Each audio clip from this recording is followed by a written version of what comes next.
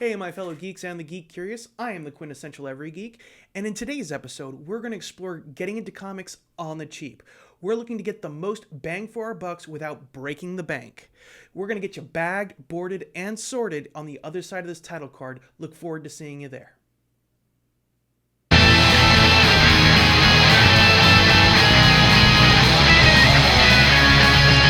Welcome back.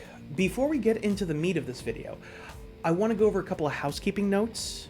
The first being, this is not sponsored content in any way, shape, or form. I'm going to be mentioning a lot of companies, a lot of different products, a couple of services, none of which have compensated me for this video. I am doing this strictly for my love of the hobby and so that I can help new people get into this hobby and enjoy it as much as I do. The other thing that I need to say is I understand that we live in tough economic times, which is why this video is about getting stuff on the cheap. What I am not advocating for or endorsing in any way, shape, or form is piracy. I understand that times are tough, but we still got to do things the right way. That being said, on with the show. Now, if you are a longtime comic fan such as myself, this video might not have a lot for you. Although I won't say it has nothing for you. This is geared towards someone who is new to the hobby or has been away from the hobby and wants to get back in without spending a ton of money. Now, I'm not gonna lie, it can be an expensive hobby, but it doesn't have to be. And I'm gonna show you some ways to save and build your collection slowly, steadily, so that you get the most out of it. Now, you might not realize it, but comic book related media is everywhere these days. On your streaming services, you have shows like Lock and Key and Umbrella Academy, to films like Ghost World, the obvious Warner Brothers and Disney offerings that we go and line up for several times a year, and some that you might not think of, like this year's new film from Jennifer Lopez and Owen Wilson, Marry Me, is actually based on a graphic novel. There is so much more to the genre than just superhero films. There's literally anything you could think of. Fantasy, crime, romance, anything that can be slapped together with some panels and words, chances are someone's made a comic out of it. Now, there are two main ways that people collect these days: digital and paper. I'm going to go over the pros and cons of both so that you can decide which is best for you on your comic collecting journey. So, without further ado, here we go. First up, we're going to take a look at digital. The first thing you need to know about the pros for digital comics, the biggest pro, is that they take up no physical space. You can buy as many digital comics as you like and will not have to buy a spare house just to store them all. On average, digital comics are less expensive than their paper counterparts, and they do not require any supplemental products in order to maintain or store them. The last pro is pretty much every publisher has some online presence, so you can buy either directly from the website of that particular publisher, like Marvel or Dark Horse, or you can go onto Comixology.com, which is the largest digital retailer in the space, and find almost everything from every publisher. Now, I'm not saying that it's got every comic that's ever been printed, but it's a great place to start, and it's got thousands and thousands of comics for you to choose from. Many times they will offer stuff for free and have sales that go every week.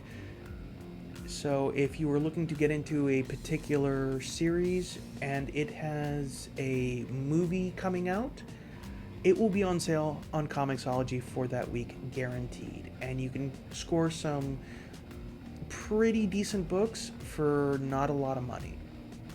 And it will generally enhance, at least in my experience, reading the source material before going into the film has always enhanced my experience of the film.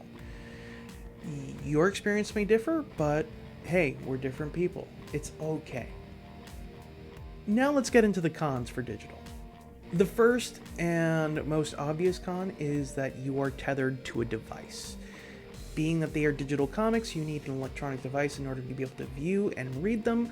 So if your phone is out of battery or your PC doesn't have an internet connection, you do not have access to your comics unless you downloaded them beforehand, which you can do. And I highly recommend you do, in case your internet goes down.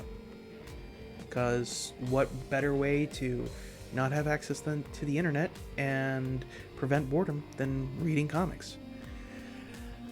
Now, this one is going to be perhaps a little controversial in terms of me describing it, but it's the truth.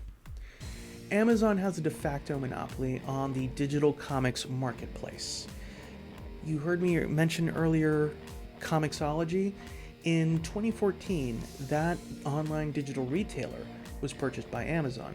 And for the past 8 years, Amazon was happy to kind of keep it in its own little bubble. It had its own separate website, own separate wish list. It was more or less separate. And it was great. It offered subscription services for people around the world, meaning if you liked a comic and you wanted to keep current with it, you could subscribe to it. They would charge you monthly, and they would deliver it as it was released. The Comixology Reader app was amazing for discovering new comics. It would recommend stuff for you based on your prior reads, would allow you to wish list stuff for easier purchase later on, and also gave you was the main sort of ad platform for their Comixology Unlimited service, which for $5.99 you had access to thousands of comics, more comics than you could probably read in a lifetime.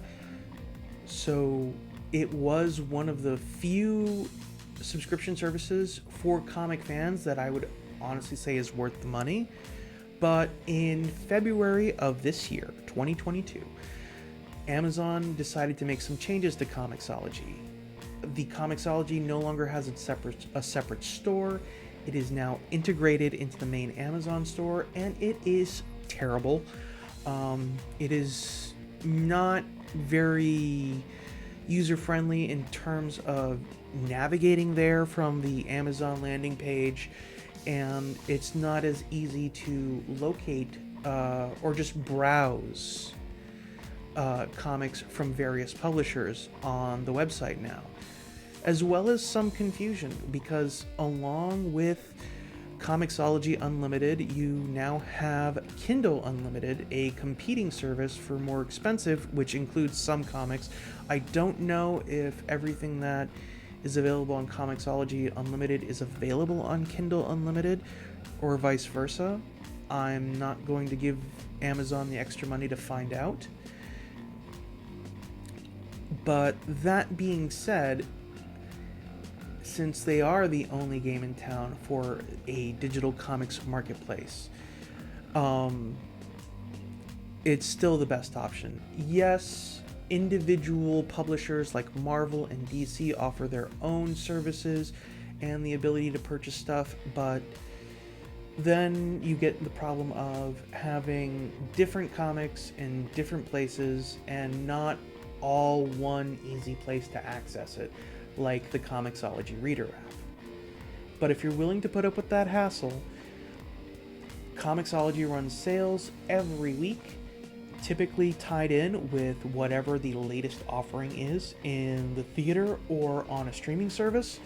So whenever another Spider-Man movie comes out, or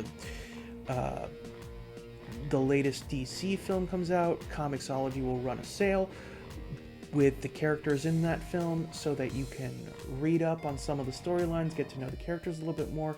And for me, that's great because I can brush up on some characters that I maybe haven't read in a while, and it helps me enjoy the film even more. You might want to try it. Now, if you're like, Queg, I don't read American comics, I only like anime. Well, I've got a manga option for you. Viz Media basically handles distribution for manga and anime in the United States. And one of the licenses that they currently have is that they are able to publish Shonen Jump digitally here in the United States. For those of you that don't know, Shonen Jump is the largest weekly manga publication in Japan. And all your, not all, but most of the main anime hits started as manga in Shonen Jump. One Piece, Dragon Ball, all the Dragon Balls, whether Dragon Ball, Dragon Ball Z, Dragon Ball Super, they all came from Shonen Jump. My Hero Academia, One Punch Man.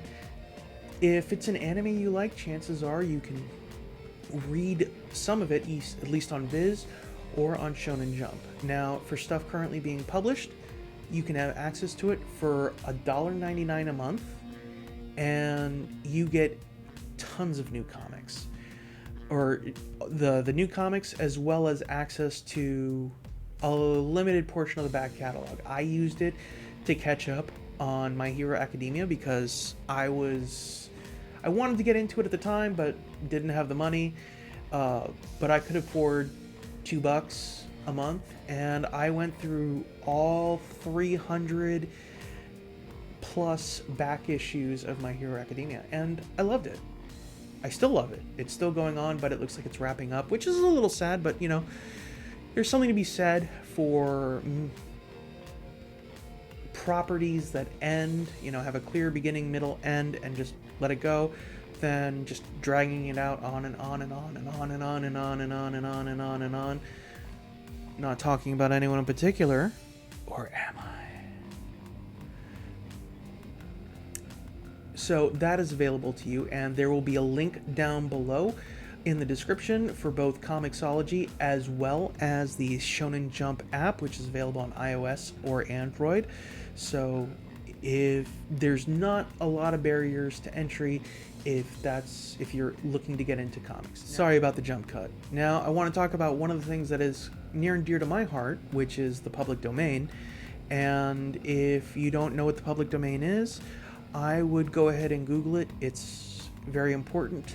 Or go to Project Gutenberg, gutenberg.org. I'll leave a link in the description. But the Digital Comic Museum is an archive of public domain Golden Age comics. So this is stuff that's in the public domain, so don't expect to see your Supermans, your Batman comics, or anything like that. But you can read a bunch of Golden Age comics for free, which to me, as someone who loves history, is amazing.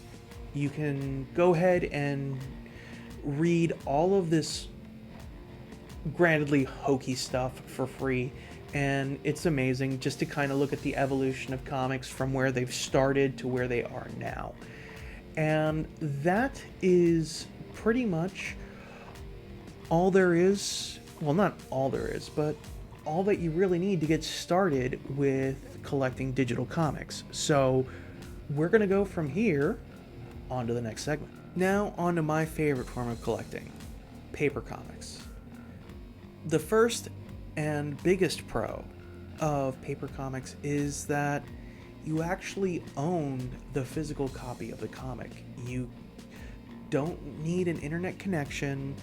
You can pick it up, physically read it, enjoy that tactile sensory experience of flipping through the pages, or if it's an older comic, smelling the newsprint. Also, because you don't need a device or an internet connection, you can actually unplug from that device to help kind of de-stress and further enjoy your purchase. There's also different ways to collect paper comics. Now, what do I mean by that? Well, some people prefer to collect what's known as slabs or graded books, in which the book is hermetically sealed in plastic and given a quality grade of what condition the comic is in. You can't read the comic, which for me defeats the purpose, but to each their own. We do not kink shame. They like to buy the slabs and display them, and that's perfectly okay. Another way that is different about collecting paper comics is comic book publishers will produce variant covers of comics for different issues, and some people like collecting all the variant covers. That, again, is not for me, but hey, if it's for you, that's awesome. One of the other pros that digital doesn't necessarily have is you can go to stores and meet people and talk about the characters that you like and the characters they like and have a positive interaction, make friends, or you can go to a convention and meet some of the creators, ask questions that you might have. I myself, whenever I go to a convention, try to get an artist to do a convention sketch or a commission, and most are happy to do that. And you can just have a lot of fun going out, seeing the cosplays, because you get vendors from all over. You get to be exposed to some interesting merchandise, as well as some comics that, just aren't in your area. Now, does that mean there are regional comics? Yes, there are. There are smaller presses that will do. This is very true of the indie scene. You can get people who publish comics, and they're only available in a certain area, and people through conventions, these comics get circulated, and you might be able to pick something up that's new and interesting that you might not have known before. And that, to me, is a huge pro. Now on to the cons of paper. The first and most obvious con to collecting paper comics is they take up a lot of space, especially when your collection starts getting pretty big.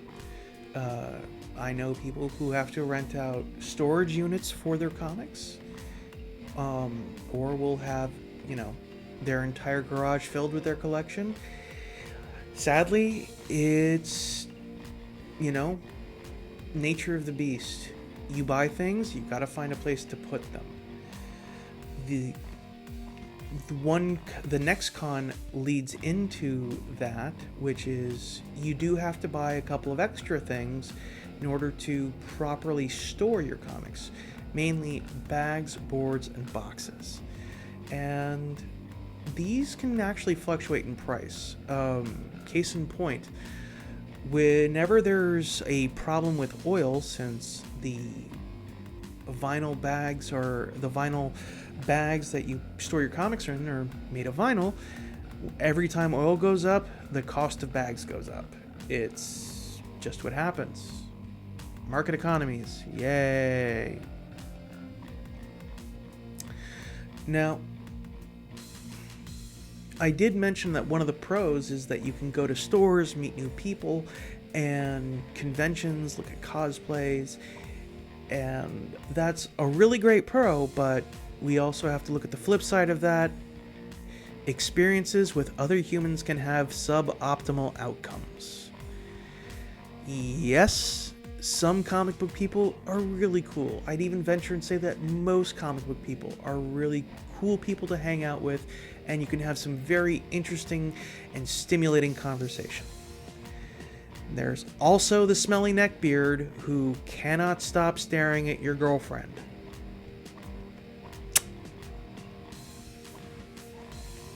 Girl geeks beware. And I know I've already said this, but one of the biggest cons is that it gets expensive. Especially when you start going after key issues, say first appearances of popular characters. The last time I heard a copy of Action Comics #1, which was the first appearance of Superman selling at auction, it was like $2 million. And I'm sure by now it's even more ridiculous if someone were to actually try to sell an Action Comics #1.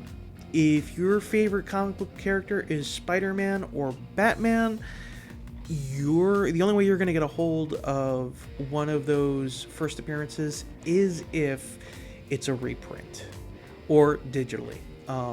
Just because if you have the kind of money to buy one of those first appearances, a video about picking up comics on the cheap is not for you. But that is pretty much the cons of collecting paper comics, and to me the pros far outweigh them. Now we're going to get a little more into the nitty-gritty of collecting paper comics, and specifically getting paper comics on the cheap. So now we're going to talk about ways of starting your paper comic collection and saving money. The first step is the easiest.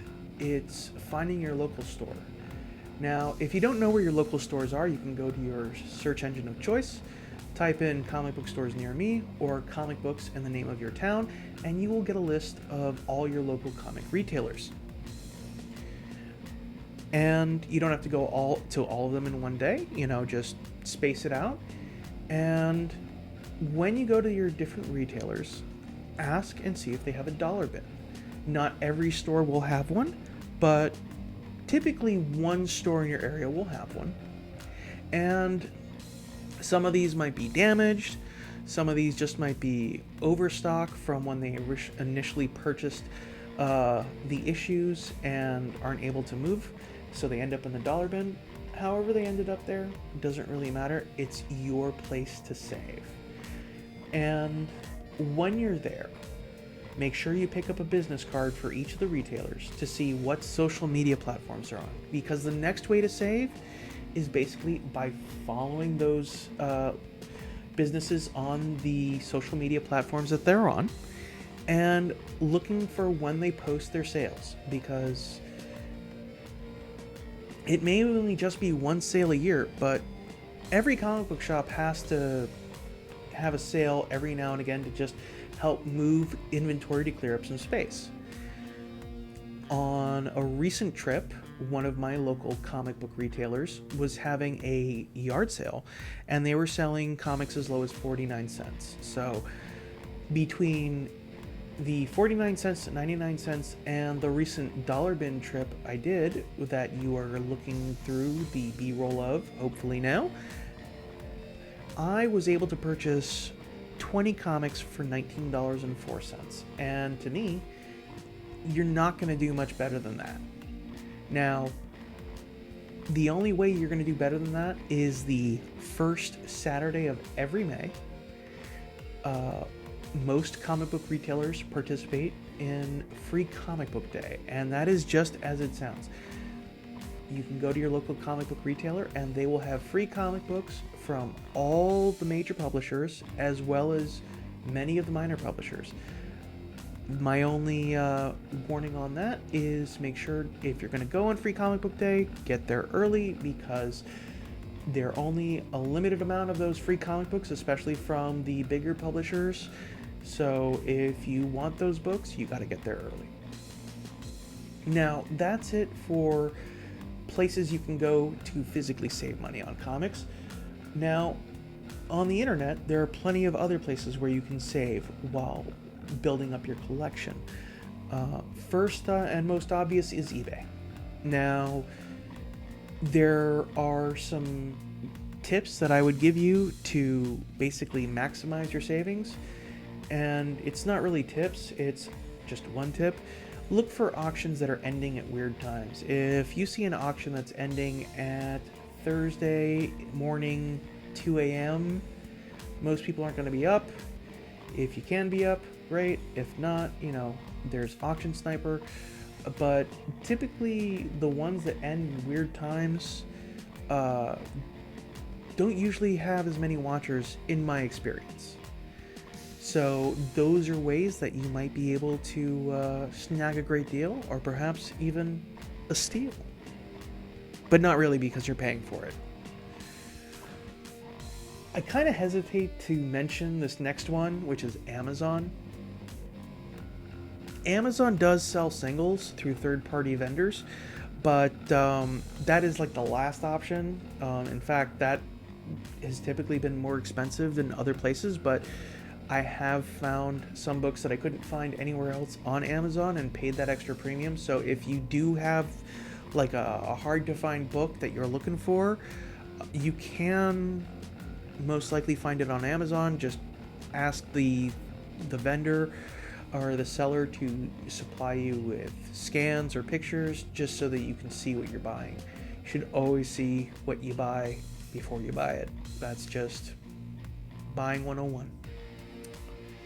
Now, if I'm not typically purchasing off of eBay, I'm going to one of a few specialty websites that sell comics, and the next three I'm going to list, they're all basically sort of like an online store for your local comic book stores. They can post their inventory to those stores, and you can get a lot of comics for cheap. And the ones that I want to mention are mycomicshop.com, atomicavenue.com, and comiccollectorlive.com.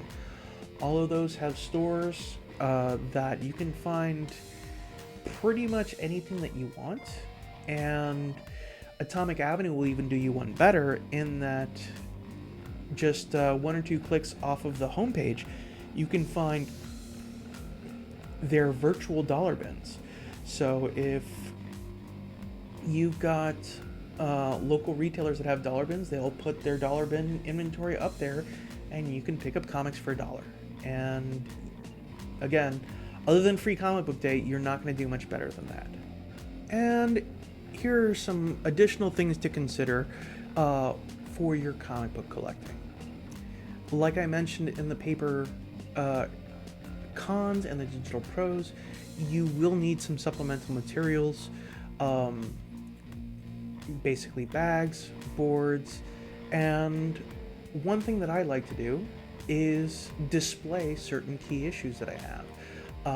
You'll see that I have some sketch covers by George Perez, Ariel Olivetti, and Ken Lashley.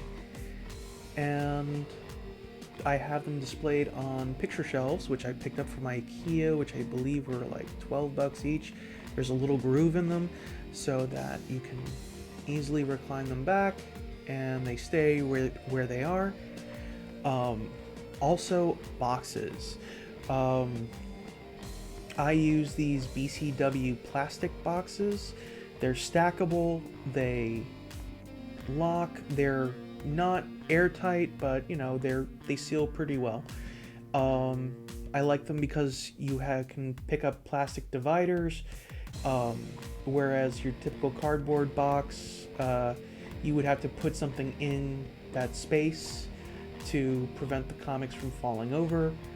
The plastic divider solves that problem because you don't want to damage your books while they're in storage.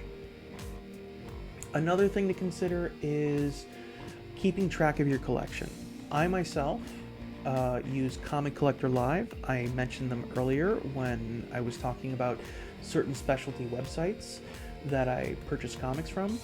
Comic Collector Live has software. It's subscription based. It's $40 a year, and they update weekly with all the new releases for pretty much every publisher. So you don't have to worry about, having this hard to find comic that you're trying to catalog. It's gonna be there for the most part. And it also allows you to have a wish list, so you can know which issues you need. There's a companion app on iPhone and Android, so you can actually check your wish list while you're in a local comic book shop to make sure that you're not picking up a book that you already have or don't need. Or they have their own stores accessible through the program itself. There is another collection software called Collectors. It's Collector and then a Z at the end. They also provide a subscription-based model. I believe it's $30 if you have the year, or $2.99 if you pay monthly. But from what I recall, or at least the last time I checked, it didn't have a wish list option and you don't have access to the stores directly from the app, so you can't fill in the gaps that you have directly from the program. And that's why, either is fine. If you're just looking to catalog your stuff, collectors is fine. I like Comic Collector Live, but whatever works best for you. The other thing to consider is, yes, I'm putting this out there so that you can enjoy the hobby like I do. But that being said, don't go crazy. A lot of times when people get into something new, they want to, buy the most expensive stuff or, go hardcore full on. You don't have to. And in fact, I wouldn't even suggest doing that. Because it's going to get expensive and you are going to also have to store the stuff. And space can be a contentious issue. Not a lot of people can, just afford to take up closet space, garage space, or, rent out a storage unit. So know your limits. Try not to, stay within those limits. And that's all I'm trying to say. And to wrap up, that is how I collect comics and try to not spend insane amounts of money on them, which you can do. I want to give special thanks to Feed Your Imagination Comics, who allowed me to film in their dollar bins and allowed me to film some of their shelves. You're going to see their info down in the description, as well as their eBay store. I hope you have taken away something out of this video. I hope you get into comics. If you do, or if you pick up your first digital comic or anything, just give me a comment down below. As far as the other YouTube stuff, you know what to do, and geek out.